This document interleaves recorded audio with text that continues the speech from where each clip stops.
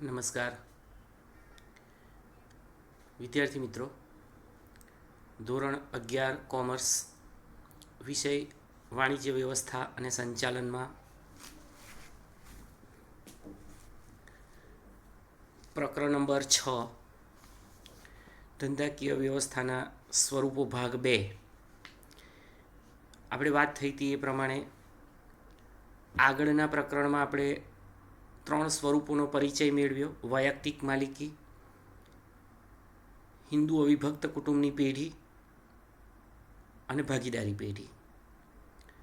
આ પ્રકરણમાં ગયા સેશનમાં આપણે સહકારી મંડળી એટલે શું, એની લાક્ષણિકતાઓ તેમજ એના ફાયદા અને મર્યાદા એટલે કે લાભાલાભનો પરિચય મેળવ્યો. વિદ્યાર્થી મિત્રો, હવે આગળ વધીએ. ધંધાકીય વ્યવસ્થાનું છેલ્લું અને સૌથી મોટું સ્વરૂપ એટલે સંયુક્ત હિસ્સાવાળી કંપની, જોઈન્ટ સ્ટોક કંપની. મેં તમને પહેલાં જ એવું કહ્યું હતું કે અહીંયા સ્વરૂપો નાનેથી મોટા થાય છે. સૌથી નાનું સ્વરૂપ એટલે વૈયક્તિક અથવા એકાંકી વેપારી પેઢી. એનાથી આગળ વધીએ એટલે હિન્દુ અવિભક્ત કુટુંબની પેઢી, અને એનાથી આગળ વધીએ એટલે ભાગીદારી પેઢી, ત્યાર પછી સહકારી મંડળી અને સંયુક્ત હિસ્સાવાળી કંપની. તો હવે આપણે શરૂ કરીએ છીએ 5મું અને ધંધાકીય વ્યવસ્થાનું સૌથી મોટું સ્વરૂપ એટલે જોઈન્ટ સ્ટોક કંપની. ઔદ્યોગિક ક્રાંતિ જે થઈ, વિદ્યાર્થી મિત્રો, ઔદ્યોગિક ક્રાંતિ એટલે શું પહેલાં તો એ ક્લિયર કરીએ. ઔદ્યોગિક ક્રાંતિ એટલે ઇન્ડસ્ટ્રીયલ રિવોલ્યુશન. ઔદ્યોગિક ક્રાંતિમાં ખૂબ જ મોટા પાયા પર ઉત્પાદનનું કાર્ય થાય. એના માટે વિશાળ મૂડી ભંડોળ હોય, વિશાળ કર્મચારીગણ હોય અને માંગની અપેક્ષાએ ઉત્પાદન કાર્ય થતું હોય. હવે આ ઔદ્યોગિક ક્રાંતિ કે જે ઇંગ્લેન્ડમાં એના મૂળ રોપાયા અને એની અસર આખા વિશ્વમાં થઈ, એ સમયગાળા પછી યંત્રો દ્વારા માંગની અપેક્ષાએ મોટા પાયા પર ઉત્પાદન થવા લાગ્યું. ખૂબ મોટા પાયા પર. મોટા પાયા પર મૂડીની જરૂરિયાત સાથે જોખમનું પ્રમાણ પણ વધ્યું. કારણ કે મૂડીરોકાણ કરીએ પણ સામે એટલું વળતર મળશે ખરું, રિટર્ન ઓન ઇન્વેસ્ટમેન્ટ એટલું રહેશે ખરું, એ બાબતે પણ શંકા હતી. આ પરિસ્થિતિમાં ધંધાકીય વ્યવસ્થાના સ્વરૂપ તરીકે વૈયક્તિક માલિકી કે ભાગીદારી પેઢી એ અનુકૂળ ન આવે. એ સ્વાભાવિક છે. કારણ એ બંને સ્વરૂપોની મર્યાદાઓ આપણે જોઈ. એમાં અમર્યાદિત જવાબદારી, મૂડીની મર્યાદા, ટૂંકું આયુષ્ય, મર્યાદિત કાર્યક્ષેત્ર વગેરે હતી. મોટા પાયા ઉપર ધંધાકીય પ્રવૃત્તિ કરવા માટે વિશાળ પ્રમાણમાં મૂડીની જરૂરિયાત, એ તો ખરું જ, પણ સાથે સાથે મૂડીની સલામતી, જવાબદારી અને જોખમની વહેંચણી, એ સિવાય કાર્યદક્ષ સંચાલન પણ હોવું જોઈએ. આવા અનેક પ્રશ્નોના ઉકેલ રૂપે એક નવી ધંધાકીય વ્યવસ્થાનો ઉદ્ભવ થયો, જેને આપણે જોઈન્ટ સ્ટોક કંપની અથવા સંયુક્ત હિસ્સાવાળી કંપની તરીકે ઓળખીએ છીએ.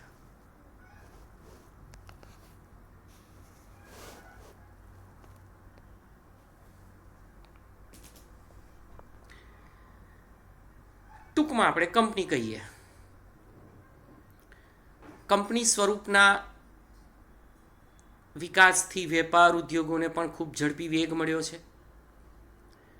કંપનીને એટલે જ આર્થિક વિકાસના એન્જિન તરીકે પણ ઓળખવામાં આવે છે. આપણે જોઈશું આગળ એના ફાયદામાં.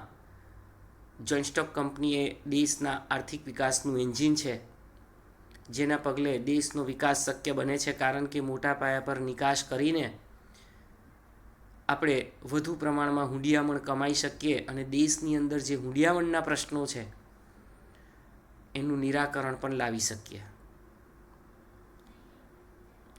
કંપની સ્વરૂપના વિકાસથી વેપાર ઉદ્યોગોને ખૂબ જ ઝડપી વેગ મળ્યો છે. કંપની ઉપરના નિયમન રેગ્યુલેશન નિયંત્રણ માટે 1956નો કંપની ધારો ત્યાં અંડરલાઇન કરી રાખજો, એ અમલમાં હતો જ. પણ હવે તારીખ 1 એપ્રિલ 2014 થી 2013માં જે કંપની ધારો ઘડાયેલો છે એ હવે અમલમાં મૂકેલો છે.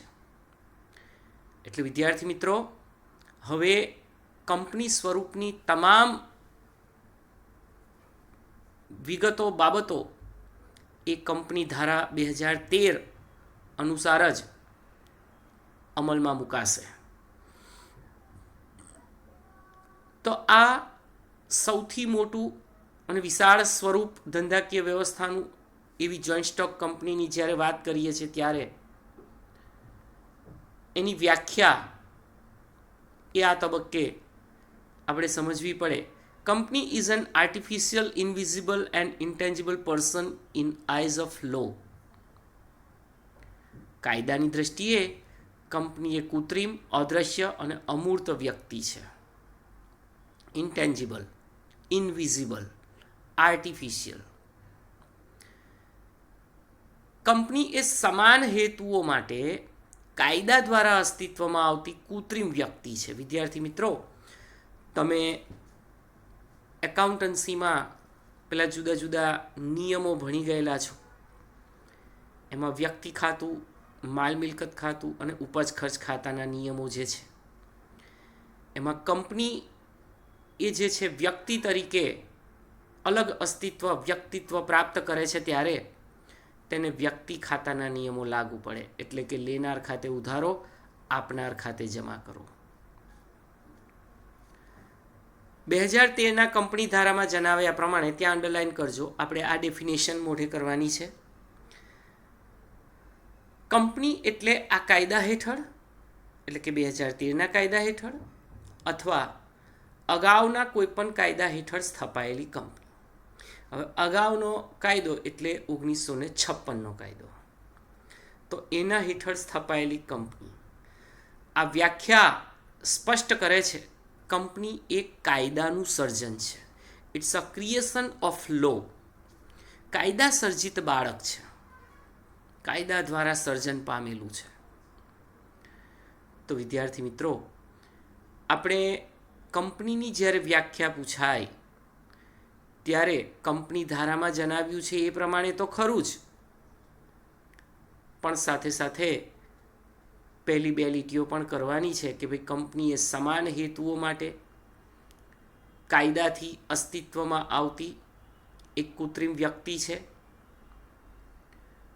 કાયદાની દ્રષ્ટિએ કંપની એ કૃત્રિમ, અદ્રશ્ય અને અમૂર્ત વ્યક્તિ છે. Company is an artificial, invisible and intangible person in eyes of law. Eyes of law એટલે કાયદાની દ્રષ્ટિએ. એ સિવાય આપણે એક અલગ વ્યાખ્યા પણ કરી શકીએ, સેલ્ફ મેડ ડેફિનેશન.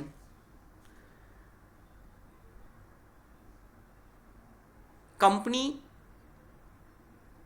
એ અસંખ્ય શેરધારકો વચ્ચે નાના નાના હિસ્સામાં વહેંચાયેલી જેની મૂડી, આ પ્રત્યેક હિસ્સો એ શેર અને એનો ધારણ કરનાર શેરધારક એ કંપનીનો સાચો માલિક ગણાય તેવી વ્યવસ્થાનું સ્વરૂપ ધરાવતું સર્જન એટલે જોઈન્ટ સ્ટોક કંપની. વિશાળ પાયા પર મૂડીનું એકત્રીકરણ ક્યાંથી થાય? કંપની શેર બહાર પાડે. Share, SHER, share. શેર એટલે હિસ્સો. શેર બહાર પાડે એટલે લોકો, નાગરિકો, વ્યક્તિઓ એ શેર ખરીદવા માટે અરજી કરે. અરજીને આધારે સબસ્ક્રિપ્શન થયેલા શેર કંપની એમને એલોટ કરે અને એલોટ કર્યા પછી એનું શેર બજારમાં લિસ્ટિંગ થાય, નોંધણી થાય અને ત્યાર પછી જે ભાવે લિસ્ટિંગ થાય એ ભાવથી શેરના વ્યવહારો એટલે કે ડીલિંગ થાય. વિદ્યાર્થી મિત્રો, ખૂબ જ મોટા પાયા પર જ્યારે મૂડીરોકાણ કરવાનું હોય ત્યારે વૈયક્તિક ભાગીદારી કે સહકારી મંડળીનું સ્વરૂપ ન ચાલે. અને આમેય સહકારી મંડળીનું સ્વરૂપ એ તો સભ્યોના સેવાના ઉદ્દેશ્યથી અસ્તિત્વમાં આવેલું છે, જ્યારે જોઈન્ટ સ્ટોક કંપની એનો મુખ્ય ઉદ્દેશ, મુખ્ય હેતુ જ નફાનો છે. એ સેવાના ઉદ્દેશ્યથી અસ્તિત્વમાં નથી આવતી. તો કંપનીનો અર્થ આપણે ભણ્યા, એની વ્યાખ્યા જોઈ. 5 માર્ક્સનો પ્રશ્ન છે. સંયુક્ત હિસ્સાવાળી કંપનીનો અર્થ આપી તેના લક્ષણોની ચર્ચા કરો અથવા લક્ષણો સમજાવો. વિદ્યાર્થી મિત્રો, આપણે ઓછામાં ઓછા 8 લક્ષણોની યાદી તૈયાર કરવી પડે. સાથે સાથે પરીક્ષામાં જ્યારે આ લક્ષણો તમે સમજાવો છો ત્યારે એની સમજૂતી પણ દાખલા, દલીલ, ઉદાહરણ સહિત કન્ટેન્ટની બિલકુલ નજીક રહીને સમજૂતી આપવી પડે. ખાલી મુદ્દા કરી દીધા અને મુદ્દા લખીને અંદરનું લખાણ બિલકુલ કન્ટેન્ટ સાથે સંકળાયેલું ન હોય તો માર્ક્સ મળવાપાત્ર બનતા નથી. આ બાબતની ખાસ નોંધ લેજો. એટલે આપણે મુદ્દા તો તૈયાર કરવાના જ છે, પણ સાથે સાથે એ દરેક મુદ્દામાં આવેલું કન્ટેન્ટ એ પણ આપણા માટે ખૂબ જ અગત્યનું છે.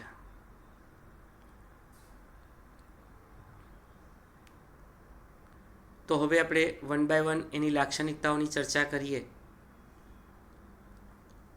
સૌથી પહેલું લક્ષણ, કાયદેસરનું વ્યક્તિત્વ. કંપનીની નોંધણી થાય એટલે કંપનીને અલગ કાનૂની વ્યક્તિત્વ મળે છે.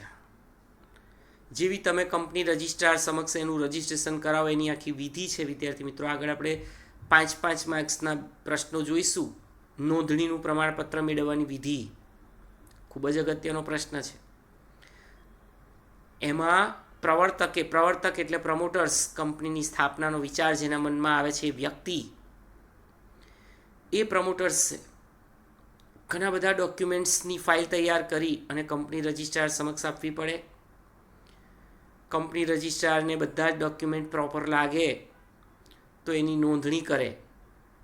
અને જેવી નોંધણી થાય એટલે કંપનીને અલગ કાનૂની વ્યક્તિત્વ પ્રાપ્ત થાય. જેવું વ્યક્તિત્વ મળે એટલે કંપની પોતાના નામથી કોર્ટમાં દાવો માંડી શકે, કોઈની પણ સામે કરાર કરી શકે અને અન્ય કંપની સામે કાયદેસરની કાર્યવાહી પણ થઈ શકે અને જે તે કંપની સામે પણ કાયદેસરની કાર્યવાહી થઈ શકે. એટલે પહેલું જ લક્ષણ કાયદેસરનું વ્યક્તિત્વ. બીજું છે કાયમી અસ્તિત્વ.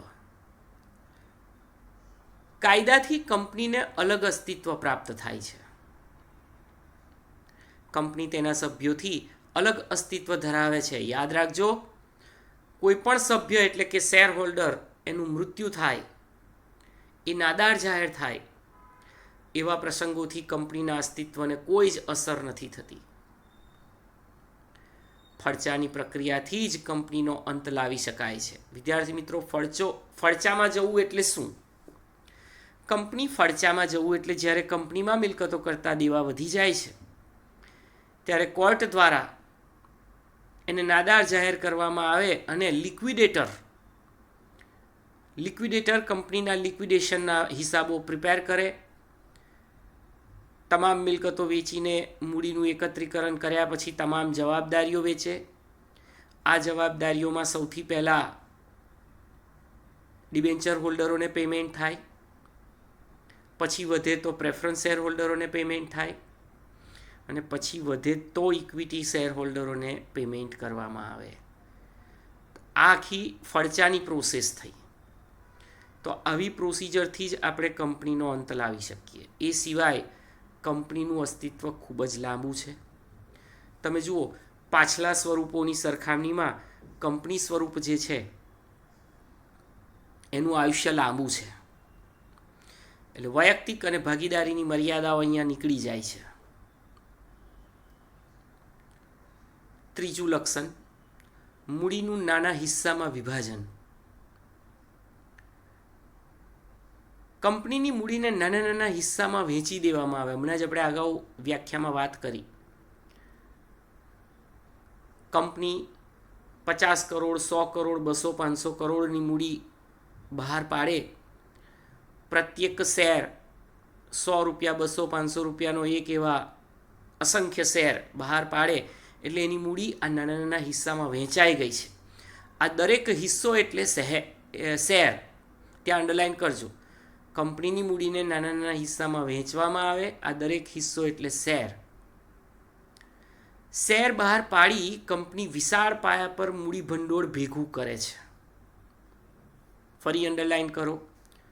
જે વ્યક્તિ શેર ખરીદે છે એ કંપનીનો શેર હોલ્ડર ગણાય અને શેર હોલ્ડર એ કંપનીનો સાચો માલિક છે. કારણ કે કંપનીની મૂડીમાં એને એની પોતાની બચતોનું મૂડીરોકાણ કર્યું છે શેર દ્વારા, શેર ખરીદીને. એટલે ત્રીજું લક્ષણ એનું મૂડીનું નાના નાના હિસ્સામાં વિભાજન. ચોથું, શેરની સરળ ફેરબદલી. કંપની અને કાયદાની જોગવાઈઓને આધીન રહી શેર હોલ્ડરો કંપનીના શેર ખૂબ જ સરળતાથી વેચી પણ શકે અને ખરીદી પણ શકે. યાદ રાખજો, એ માટે શેર બજારમાં એટલે ટર્મિનલ ઉપર ડીમેટ એકાઉન્ટ હોવું જોઈએ. ડીમેટ એટલે ડીમટીરિયલાઇઝ. ડીમેટ જામીનગીરીને ભૌતિક સ્વરૂપમાં રાખવાને બદલે ઇલેક્ટ્રોનિક સ્વરૂપમાં રાખવાની જે કંઈ પણ જોગવાઈ કરવામાં આવે એને ડીમેટ કહેવાય. તો વિદ્યાર્થી મિત્રો અંડરલાઇન કરો, શેરની ફેરબદલી એ કંપનીનું મહત્વનું લક્ષણ છે. Transfer of shares. You can cell or you can buy from the share market. તમે ગમે ત્યારે શેર વેચી પણ શકો છો અને શેર ખરીદી પણ શકો છો. એટલે માલિકી બદલાઈ જાય છે શેરની. તમને પ્રશ્ન 1 માર્ક્સમાં પૂછાય છે, કંપનીનું મહત્વનું લક્ષણ કયું?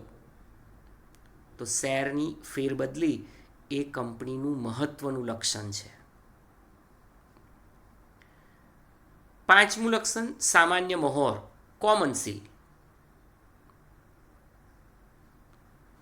કરાર, એગ્રીમેન્ટ, શેર પ્રમાણપત્રો, સર્ટિફિકેટ્સ, ડોક્યુમેન્ટ્સ, દસ્તાવેજો અને રોજબરોજના વ્યવહારોમાં કંપનીની સંમતિ દર્શાવવા માટે સામાન્ય મહોર લગાવવામાં આવે છે. વિદ્યાર્થી મિત્રો, સામાન્ય મહોર એટલે રાઉન્ડ સીલ જેવું સિક્કો આવે ને, સ્ટેમ્પ એને કહેવાય. તમે લોકો શાળામાંથી પરિણામ મેળવો છો, એલસી મેળવો છો, ત્યારે એમાં રાઉન્ડ સીલ હશે, કોમન સીલ કહેવાય એને, સામાન્ય મહોર. આ સામાન્ય મહોર એ ઓથેન્ટિક દસ્તાવેજ બને છે એનાથી.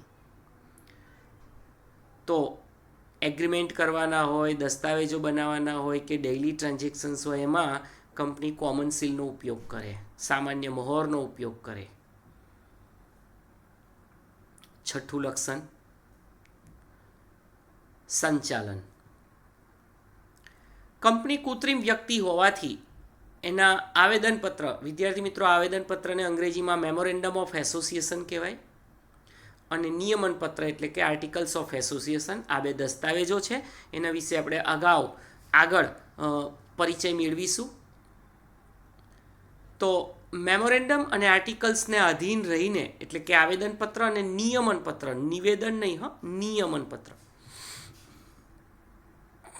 એને આધીન રહી સંચાલક મંડળ એટલે કે બોર્ડ ઓફ ડિરેક્ટર્સ કંપનીનું સંચાલન કરે છે.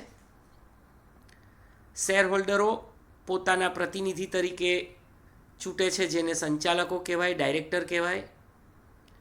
આ સંચાલકો સામૂહિક રીતે સંચાલક મંડળ તરીકે ઓળખાય કે જે કંપનીની ઉપલી સપાટી પર કામ કરે. આપણે 12મા ધોરણમાં જોઈશું, કંપની 3 સપાટીઓમાં વહીવટ કરતી હોય છે, ઉચ્ચ, મધ્ય અને નિમ્ન, ટોપ, બોટમ એન્ડ લોઅર.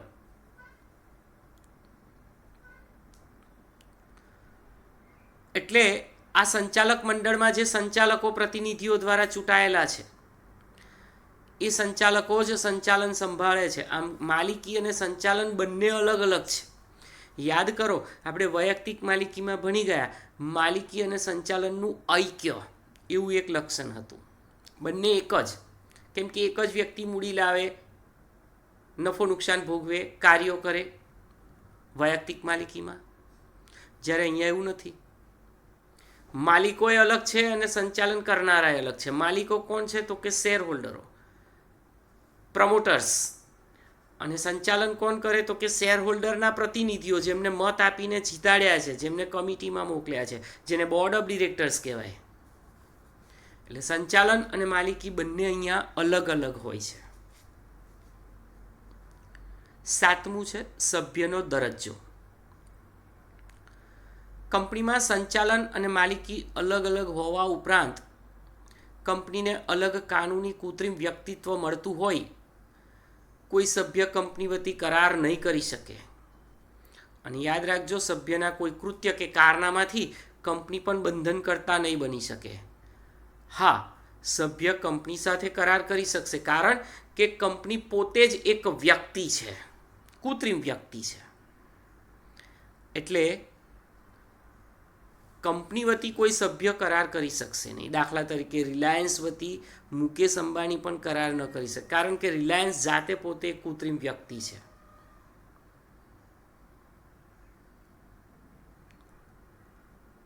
આઠમું સભ્ય સંખ્યા. અંડરલાઇન કરજો. ખાનગી કંપનીમાં ઓછામાં ઓછા 2 અને વધુમાં વધુ 200 સભ્ય સંખ્યા હોય, 200. જાહેર કંપનીમાં ઓછામાં ઓછા 7 અને વધુમાં વધુ અનલિમિટેડ, અનિયંત્રિત ગમે તેટલા સભ્યો હોઈ શકે. આ સભ્ય સંખ્યા આપણે ખાસ યાદ રાખવાની. આ તબક્કે હું યાદ કરાવું. વૈયક્તિક માલિકીમાં સભ્ય સંખ્યા 1. હિન્દુ અવિભક્ત કુટુંબમાં તો કુટુંબો જ હોય, પેઢી દર પેઢી. ચલો, ભાગીદારી પેઢીમાં સભ્ય સંખ્યા ઓછામાં ઓછી 2 અને સુધારેલી જોગવાઈ પ્રમાણે વધુમાં વધુ 50. ચલો આગળ વધીએ. સહકારી મંડળીમાં સભ્ય સંખ્યા ઓછામાં ઓછી 10 અને વધુમાં વધુ અનિયંત્રિત.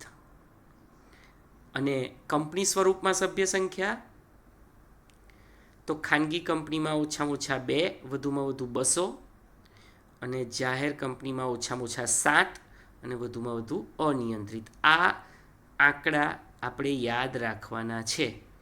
પરીક્ષામાં તમને અલગથી કંપનીની સભ્ય સંખ્યા, ભાગીદારી પેઢીની સભ્ય સંખ્યા, સહકારી મંડળીની સભ્ય સંખ્યા જણાવો, એવી રીતે ઓબ્જેક્ટિવ ટાઈપ પ્રશ્ન પૂછી શકાય. એટલે આપણે યાદ રાખવાનું છે.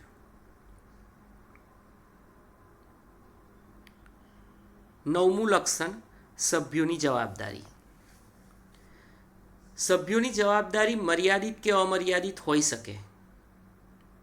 તમે લોકો ભણી ગયા છો. અમર્યાદિત એટલે શું?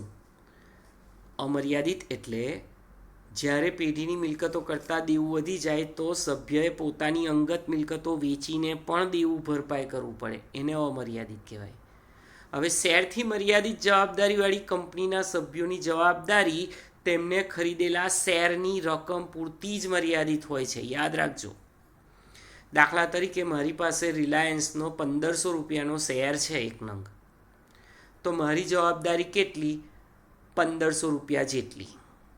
હવે રિલાયન્સમાં મિલકતો કરતાં દેવું વધી જાય તો મારે મારી અંગત મિલકતો રિલાયન્સ માટે વેચવાની જરૂર નથી. આ યાદ રાખજો. જ્યારે વૈયક્તિક અને ભાગીદારી પેઢીમાં આપણે ભણી ગયેલા છીએ. શું? તો કે સભ્યોની જવાબદારી અમર્યાદિત હતી. અહીંયા ખરીદેલી શેરની રકમ પૂરતી જ મર્યાદિત. વાસ્તવમાં અમર્યાદિત જવાબદારી કંપનીઓ તો જોવા જ નથી મળતી, બહુ ઓછી જોવા મળે. હવે આ સભ્યોની જવાબદારી મર્યાદિત છે કે અમર્યાદિત એ કંપનીના આવેદનપત્ર એટલે કે મેમોરેન્ડમ ઓફ એસોસિએશનમાં દર્શાવેલું છે. એની એક કલમ જ છે. એની જુદી જુદી કલમો છે. આવેદનપત્રની કલમો, નામની કલમ, સરનામાની કલમ, જવાબદારીની કલમ, ધ્યેયની કલમ, મૂડીની કલમ, સ્થાપનાની કલમ. તો એમાં એક જવાબદારીની કલમમાં સ્પષ્ટ દર્શાવેલું હોય કે ભાઈ કંપનીના સભ્યોની જવાબદારી કેટલી, તો કે શેર મૂડીથી મર્યાદિત જવાબદારીવાળી કંપની હોય તો સભ્યોએ ખરીદેલા શેરની રકમ જેટલી જવાબદારી એમની મર્યાદિત. 10મું, મૂળભૂત અધિકારો. 2013ના કાયદાથી કંપનીને અલગ કાનૂની અસ્તિત્વ મળે છે, પરંતુ કંપની દેશની નાગરિક નથી. એટલે કે નાગરિકને મળે એવા મૂળભૂત અધિકારો કંપનીને ન મળે. વાણી સ્વતંત્રનો અધિકાર, આર્થિક પ્રવૃત્તિ કરવાની સ્વતંત્રતાનો અધિકાર, એવા અધિકારો કંપનીને મળતા નથી. એ અધિકારો જે છે, ફરજો જે છે, એ કંપની સ્વરૂપને લાગુ પડતા નથી. મૂળભૂત અધિકારો, બેઝિક રાઇટ્સ કે જે દેશના નાગરિકને મળે છે. 11મું લક્ષણ, શેરદીઠ મતાધિકાર. કંપનીના સભ્યો તેમની પાસે જેટલી સંખ્યામાં શેર હોય એટલા મત આપી શકે. શેરની સરળ ફેરબદલી અને શેરદીઠ મત એ બંને કંપનીની આગવી લાક્ષણિકતાઓ છે. વિદ્યાર્થી મિત્રો, આ તબક્કે હું તમને યાદ કરાવું કે કયા ધંધાકીય વ્યવસ્થાના સ્વરૂપમાં વ્યક્તિ દીઠ મતાધિકાર છે. બધાને જ ખબર હશે. સહકારી મંડળી. સહકારી મંડળીમાં વ્યક્તિ દીઠ મતાધિકાર, ભલે ને તમારી પાસે 500 શેર હોય મંડળીના, પણ તમે એક જ મત આપી શકો. જ્યારે જોઈન્ટ સ્ટોક કંપનીમાં જો તમારી પાસે કોઈ કંપનીના 500 શેર હોય તો તમે 500 મત આપી શકો. એટલે અહીંયા કહેવાય શેર દીઠ મતાધિકાર. અને સહકારી મંડળીમાં વ્યક્તિ દીઠ મતાધિકાર. આ ખાસ યાદ રાખજો, પૂછાય છે. કંપની સ્વરૂપમાં મતાધિકાર કેવો હોય છે અને સહકારી મંડળીમાં મતાધિકાર કેવો હોય છે. ફરીથી કહું, સહકારી મંડળીમાં વ્યક્તિ દીઠ મતાધિકાર અને કંપની સ્વરૂપમાં શેર દીઠ મતાધિકાર હોય છે. તો વિદ્યાર્થી મિત્રો, આજે આપણે આ 5 માર્ક્સનો પ્રશ્ન પૂરો કર્યો. હું ફરીથી એની વ્યાખ્યા અને લાક્ષણિકતાઓના મુદ્દાની સ્પષ્ટતા કરી લઉં. કંપની એ સમાન હેતુ માટે કાયદાથી અસ્તિત્વમાં આવતી કૃત્રિમ વ્યક્તિ છે. કાયદાની દ્રષ્ટિએ કંપની એ કૃત્રિમ, અદ્રશ્ય અને અમૂર્ત વ્યક્તિ છે.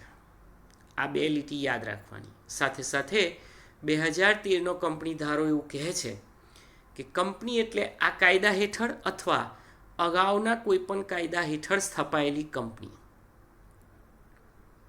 અને આ બાબત સ્પષ્ટ કરે છે કે કંપની કાયદાનું સર્જન છે.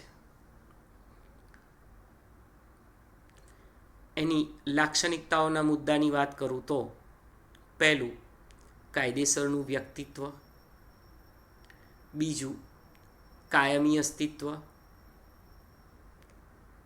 ત્રીજું લક્ષણ, મૂડીનું નાના હિસ્સામાં વિભાજન. ચોથું, શેરની સરળ ફેરબદલી. 5મું લક્ષણ, સામાન્ય મહોર. 6થું, સંચાલન. 7મું, સભ્યનો દરજ્જો. 8મું, સભ્ય સંખ્યા. 9મું, સભ્યોની જવાબદારી. 10મું લક્ષણ, મૂળભૂત અધિકારો. 11મું લક્ષણ, શેર દીઠ મતાધિકાર.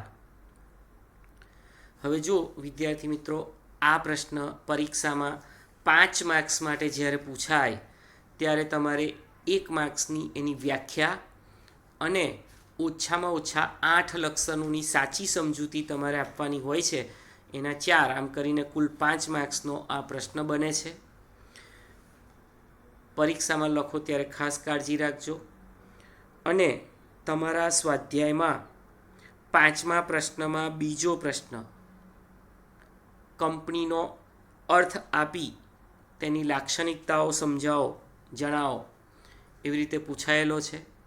એ તમારે હોમવર્કમાં પણ આ પ્રશ્ન લખવાનો છે. નેક્સ્ટ સેશનમાં આપણે કંપનીના ફાયદા અને મર્યાદા એટલે કે કંપનીના લાભાલાભની ચર્ચા કરીશું. ત્યાં સુધી નમસ્કાર.